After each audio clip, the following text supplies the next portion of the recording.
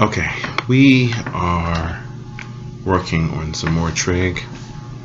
Last time we said that the cosine of an angle was the x-coordinate and the sine of an angle is the y-coordinate. This was on the unit circle. If you are given a point that is not on the unit circle, then you simply have to adjust according to the following rule, that if you have x, I should call it this, if you have a point, we can call it xy, like this, and r is equal to the square root of x squared plus y squared, then the cosine of the angle is x over r, and the sine of the angle is y over r. So if you're not in a unit circle, this is derived from similarity. And so in this case, x is -12, y is 9, and therefore r is equal to the square root of -12 squared plus 9 squared. That's going to be 144 plus 81. I think that turns out nice. This is the square root of 225, and that is 15.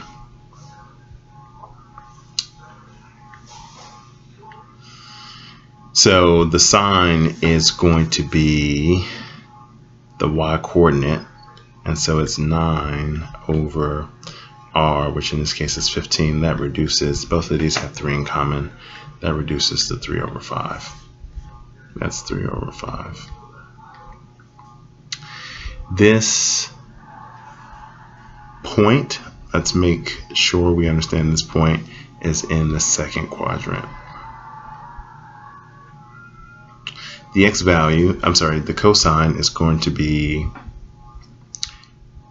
the x-coordinate over r. In this case, it's -12 over 15. They both have 3 in common. That's -4 over 5. At this point, we're off to the races. Tangent is sine over cosine. That's -3 over 4. Cosecant's 1 over sine. That's 5 over 3. Secant is 1 over cosine. That's -5 over 4. Cotangent is 1 over tangent. That's -4 over 3.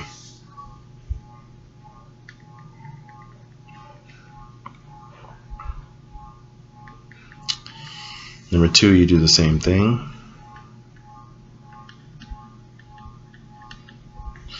It looks ugly because this is not, r is not going to be a whole number, and that's okay. We'll have to rationalize the denominator. So here in this case, you're going to have r is equal to the square root of -6 squared plus -7 squared. Notice that this is in the third quadrant, because the x and y coordinates are both negative. This is a funky square root of 36 plus 49. This is the square root of 85. And this exercise is just to get us used to playing with radicals. The sine of theta is equal to -7, the y coordinate, over r. We'll rationalize this. It's -7 square root of 85. Over 85.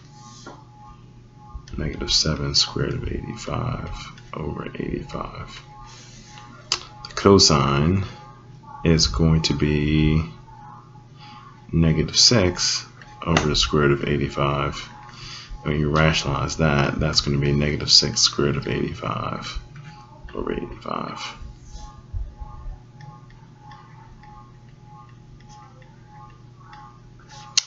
The tangent is just the ratio of those two. It's sine over cosine. Everything cancels except for 7 over 6.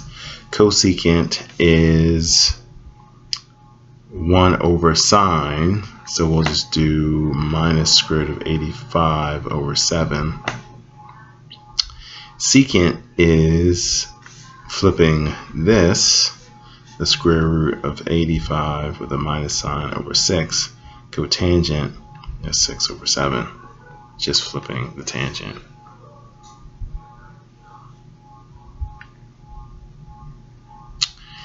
Here we're going straight to the unit circle.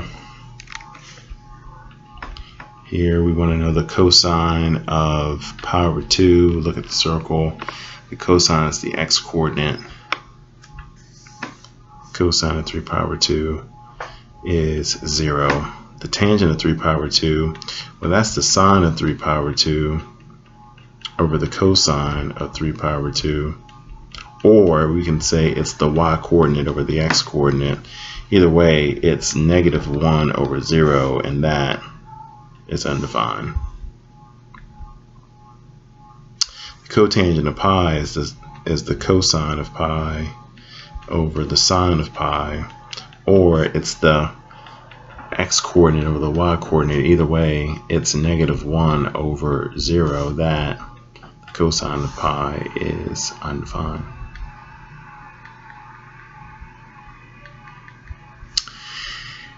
Let theta be an angle in standard position. Name the quadrant. The cosine is positive, the tangent is negative. In other words, the x coordinate is positive, but the y over the x is negative. But if the x coordinate is positive and y over x is negative, that means that the y coordinate has to be negative. The only quadrant where the x coordinate is positive and the y coordinate is negative is the fourth quadrant.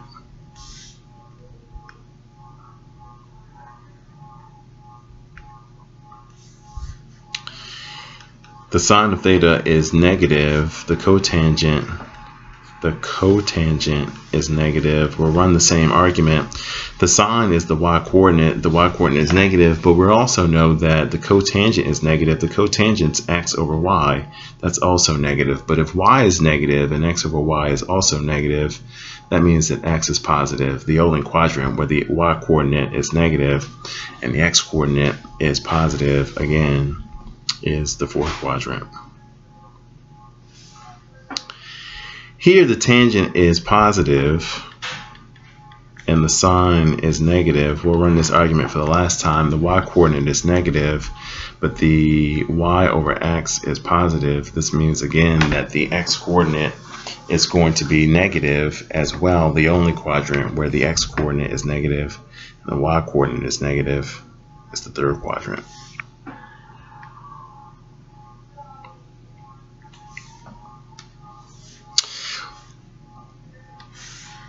We had made the claim that if we know one quadratic function, we know them all, particularly if we know one trig function, we know all the trig functions, particularly if you tell me the quadrant. Here's an example.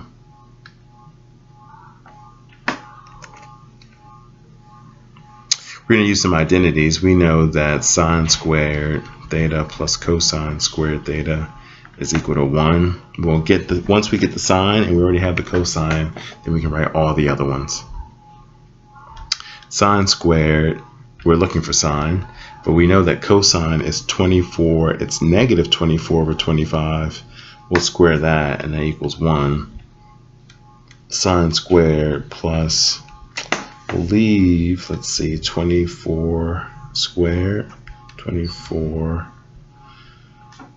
negative. We'll square it, raised to the second power. It's 576. 576 over 625 equals 1. Sine squared theta equals 1 minus 576 over 625. Common denominator is 625. 625 minus 576 over 625. I think this turns out to be a nice triangle. Sine squared theta equals, like it's 49 over 625, taking the square root on both sides. The sine of theta is plus or minus, the square root of 49 is 7, the square root of 625 is 25. We are in quadrant 2, and therefore it's the positive. Sine is 7 over 25. This game is over. Tangent is sine over cosine minus 7 over 24. Cotangent is the flip of that, minus 24 over 7. Secant's 1 over cosine. That's minus 25 over 24. cosecant's 1 over sine, that's 25 over 7.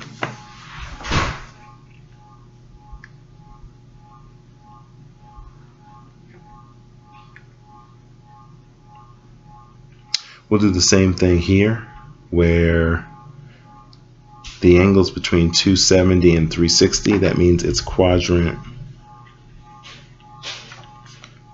4. I'll leave that one to you.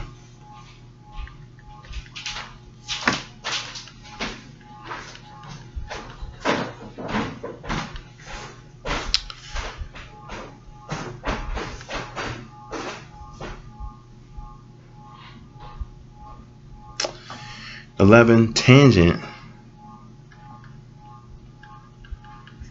is minus 1 over 4. They also tell us that the cosecant of theta is positive. Let's get the quadrant while we're here. If the cosecant of theta is positive, that means 1 over the y coordinate is positive. That means that y is positive, but we know that the tangent is negative, but the tangent is y over x, and that's negative. If y is positive and y over x is negative, that means that x is negative. If y is positive and x is negative, there's only one quadrant where that happens, and that is the second quadrant.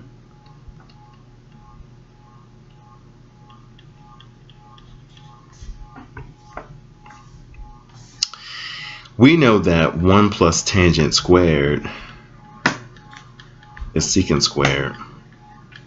We know tangent is negative 1 over 4, so this will help us find what secant is. But once we know what secant is, because cosine is just a flip of secant, we'll have cosine. Once we have cosine, we can find out what sine is, and then we'll work from there. 1 plus tangent is negative 1 over 4 squared equals secant squared. 1 plus 1 over 16 equals secant squared. 17 over 16 equals secant squared. Secant is plus or minus the square root of 17 over 4. We're in quadrant 2, so secant is just 1 over the cosine, and therefore secant and cosine have the same sign. They're either both positive or both negative. We're in quadrant 2. Cosine is negative in quadrant 2, so secant is also negative in quadrant 2. Minus 17, square root of 17 over 4.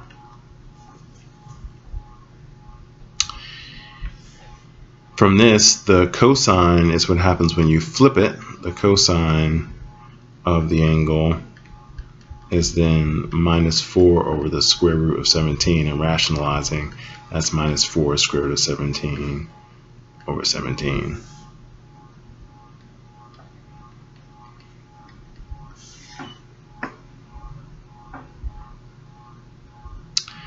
We can use this to figure out what sine is. 1 cosine squared plus sine squared is equal to 1. So minus 4 over the square root of 17 squared plus sine squared equals 1. 16 over 17 plus sine squared theta equals 1. Sine squared theta equals 1 minus 16 over 17. That is 1 over 17. Sine of theta is plus or minus 1 over the square root of 17. We again are in the second quadrant, so we're taking the positive. It's 1 over the square root of 17. We'll rationalize. It's the square root of 17 over 17.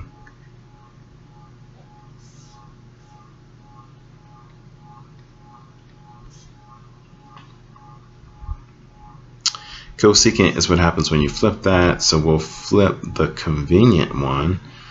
We'll flip 1 over the square root of 17. It's the square root of 17.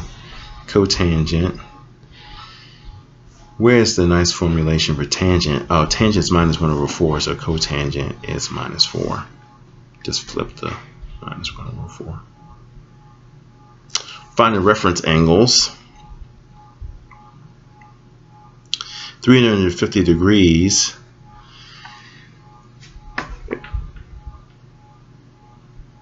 its angle is referenced by, you can use an angle in the first quadrant if you like. So